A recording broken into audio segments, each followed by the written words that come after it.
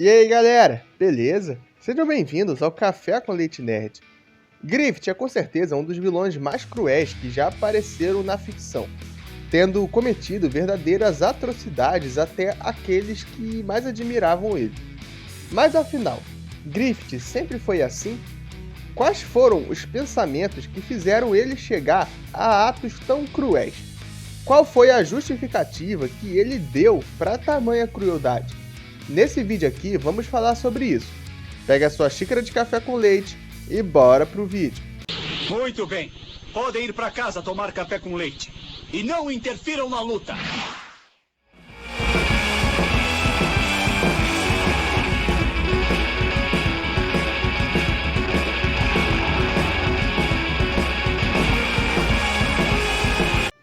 Galera, primeiro de tudo é preciso esclarecer que quando eu uso palavras como justificativa, não significa que eu esteja justificando os atos do personagem, tá beleza? Quando eu digo isso, eu me refiro às justificativas dele próprio, às desculpas dadas por ele. Então a intenção nesse vídeo não é passar pano, e sim analisar o personagem. Então, aviso dado, bora lá. Quando Griffith era criança, enquanto ele brincava com seus amigos na sua pobre vila, contemplou a imagem de um glorioso castelo.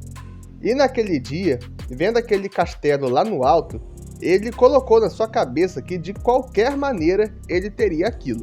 Ele queria chegar ao topo, custe o que custar. Por causa desse objetivo, ele criou o Bando do Falcão. E esse bando tem uma história bastante gloriosa, ou pelo menos em grande parte.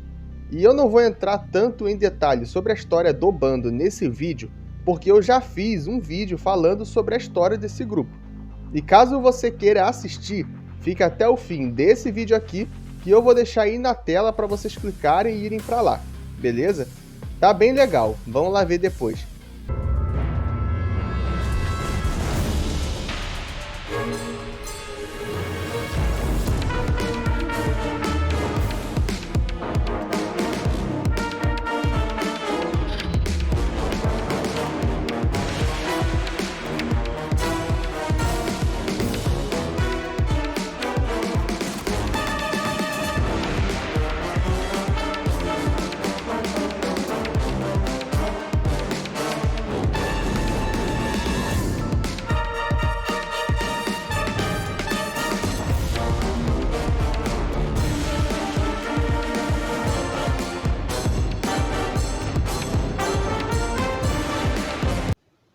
Certo dia, depois de uma das várias batalhas que passou, Griffith viu o cadáver de um menino.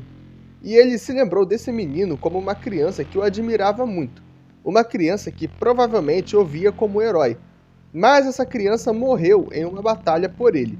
E Griffith reflete que provavelmente o que causou a morte daquela criança foi o seu sonho. Griffith ficou verdadeiramente incomodado com a morte daquela criança.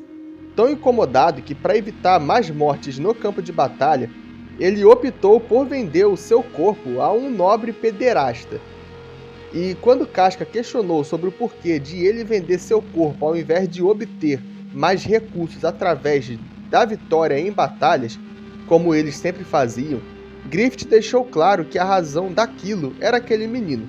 Ele achou que aquele era o caminho para evitar mais mortes. Nessa cena aí, Griffith discursa sobre não sentir culpado pela morte daqueles que o seguem, já que segui-lo é ter ciência dos riscos que se corre.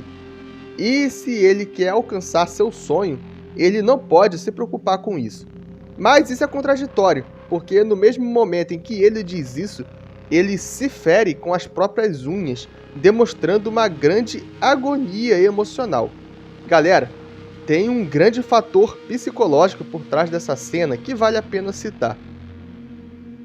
Quando Griffith conversa com Casca sobre não poder se importar com aqueles que morrem, a verdade é que ele não está dizendo aquilo só para ela, ele está falando especialmente para si mesmo. Griffith com certeza se importou com aquela criança e se sentiu culpado pela morte dela. Então falar aquilo era contraditório. Quando ele falava aquilo para Casca, Na verdade, ele estava se justificando para si mesmo, sobre ele não poder se importar com aquilo, sobre aquilo ser o preço do seu caminho e ele ter que viver com isso. O que Griffith estava fazendo nessa cena era criar um escudo mental, como uma espécie de bloqueio aos sentimentos.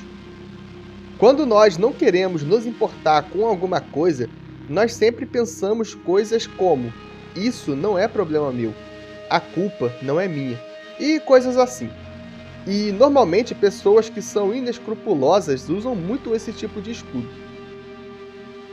Estudos psicológicos feitos com pessoas que cometeram atos inescrupulosos, principalmente soldados de certos regimes autoritários, apontam que a justificativa mais usada por eles é que eles cometiam aquelas atrocidades por estarem cumprindo ordens. Ou seja, eles usavam esse tipo de escudo para se desviar da culpa e cometer tais atos. E muitos estudos apontam também que o ser humano, quando quer cometer atos ruins, tende na maioria das vezes a jogar a responsabilidade para terceiros. Ou seja, nesse momento da história, é isso que Griffith está fazendo. E esse escudo que ele está construindo aqui vai ser muito importante mais lá para frente. Mas vejam que ele também diz que, mesmo não tendo culpa pelos que morrem, ele diz que o que ele pode fazer por essas pessoas é vencer.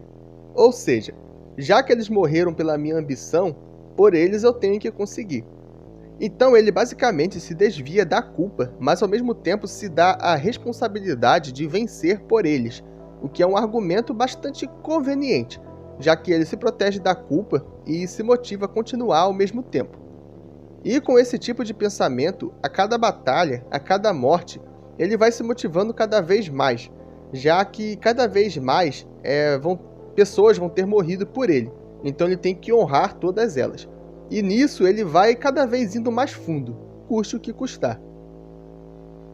E com o passar do tempo, o personagem vai ficando cada vez mais inescrupuloso, e isso vai sendo aos poucos mostrado no arco Era de Ouro. Depois de ordenar que o Guts matasse o Conde Julius, Griffith acaba descobrindo que no processo o filho dele, o Adonis, foi morto também. E ao saber disso, ele sorri.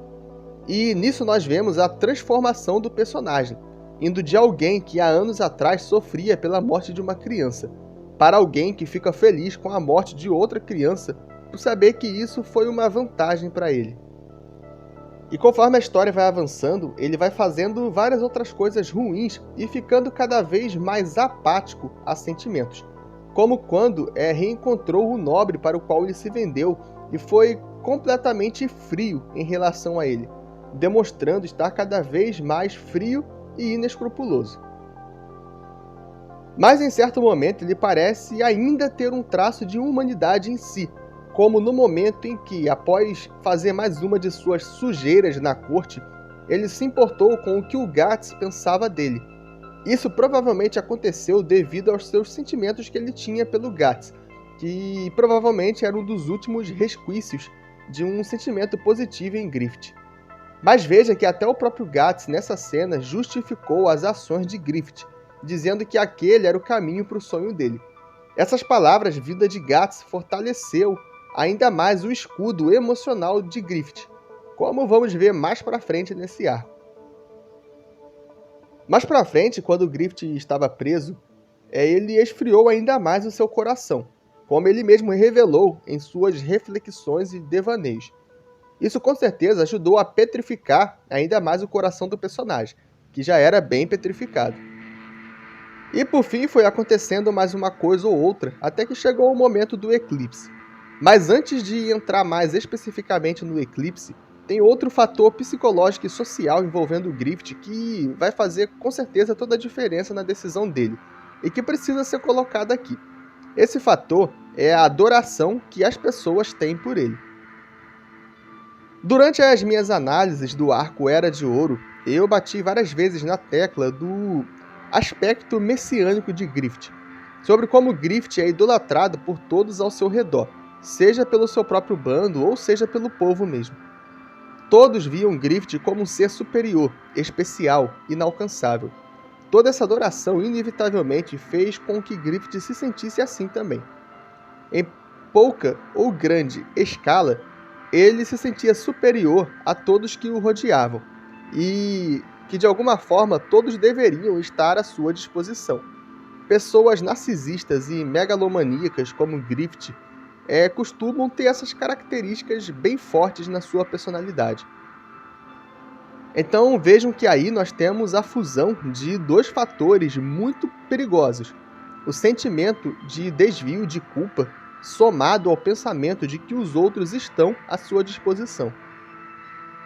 Agora que falamos de tudo isso, vamos ao eclipse. No momento em que o eclipse ocorreu, Griffith estava ali no fim de sua vida. Ele estava completamente arruinado. Seus sonhos estavam destruídos e nada mais restava para ele. E então a mão de Deus chegou e o trabalho de convencimento foi iniciado. Durante as suas reflexões, Ubik jogou na cara de Griffith basicamente tudo que eu falei até aqui. Todas as mortes causadas por ele, causadas pelo seu objetivo.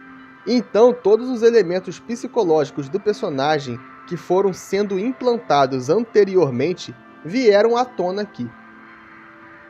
De primeira foi mostrado a Griffith algo que ele já sabia, que o caminho para os seus sonhos era pavimentado por morte. E é jogado em sua cara que ele já sabia daquilo, então não havia mais tempos para arrependimento. O segundo argumento usado foi aquele mesmo que Griffith deu para Casca, que ele não podia voltar atrás, já que se ele fizesse isso, ele estaria, entre aspas, traindo todos aqueles que morreram por ele. E aqui é até mesmo usado o exemplo daquela criança. Ainda assim, chega um momento em que Griffith parece confuso, onde ele parece de alguma forma arrependido, hesitante. Mas então é usada a frase do Guts, justificando tudo, dizendo que aquele era o caminho para o seu sonho. E aqui me parece que a fala de Guts foi definitiva para a decisão dele. No fim, Griffith pega a criança no colo e decide que continuará o seu caminho, fazendo prevalecer na sua consciência aquele mesmo argumento que ele tinha dado para Casca há tempos atrás. Todas essas coisas fazem Griffith tomar aquela decisão trágica. Então, respondendo à pergunta inicial do vídeo, Griffith nem sempre foi um vilão. Ele nem sempre foi um completo psicopata e inescrupuloso. Ele foi um homem muito ambicioso e que no caminho da sua ambição descobriu que isso causava muitas tragédias ao seu redor. E isso o fez hesitar. Mas ele criou um escudo em seu ego que o convenceu de que, na verdade, aquilo não era realmente culpa dele. E também pôs na sua mente um pensamento de que aquele caminho não tinha mais volta. E isso deu a ele um sentimento que era seguir em frente ou perder tudo. Era tudo ou nada. E por isso, tudo valia.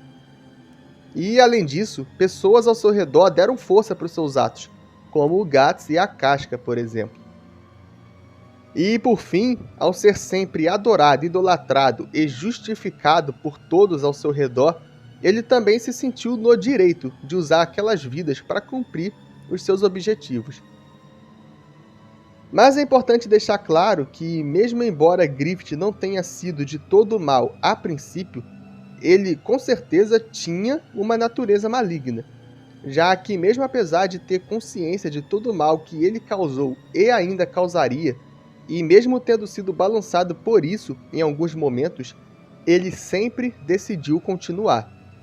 E embora no eclipse ele tenha sido de alguma forma motivado pelos anjos da mão de Deus a fazer o sacrifício, a verdade é que aquilo foi só um empurrãozinho, e todos os elementos para fazer aquilo já estavam na mente de Griffith, e todos os conflitos morais no qual ele foi colocado durante a sua reflexão interna já eram coisas que estavam muito presentes na sua consciência. Ou seja, o que os anjos fizeram não foi mudar a natureza de Griffith para que ele se tornasse mal o suficiente para fazer o que fez. Eles simplesmente mostraram para o próprio Griffith quem ele realmente era, e o fizeram aceitar isso de uma vez por todas.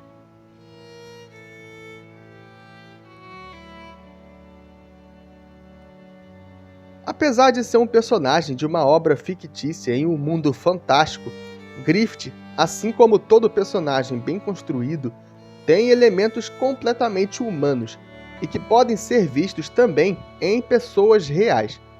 Figuras adoradas demais, como figuras religiosas e principalmente figuras políticas, sempre usaram desses escudos psicológicos e justificativas semelhantes para cometerem grandes atrocidades. É por isso que nós sempre devemos ter muito cuidado em como tratamos essas figuras.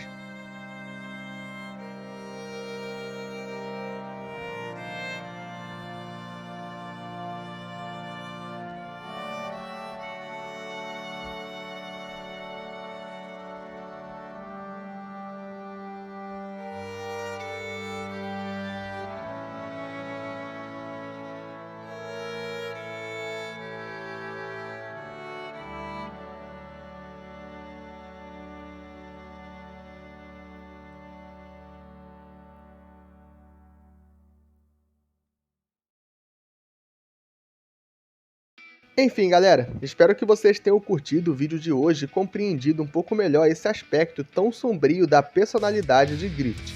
E não só isso, eu espero também que tenha ficado de alerta para vocês, porque mesmo que seja em pequena escala, personalidades semelhantes existem por aí em muitos lugares. E nós sempre precisamos estar em alerta para esse tipo de pessoa.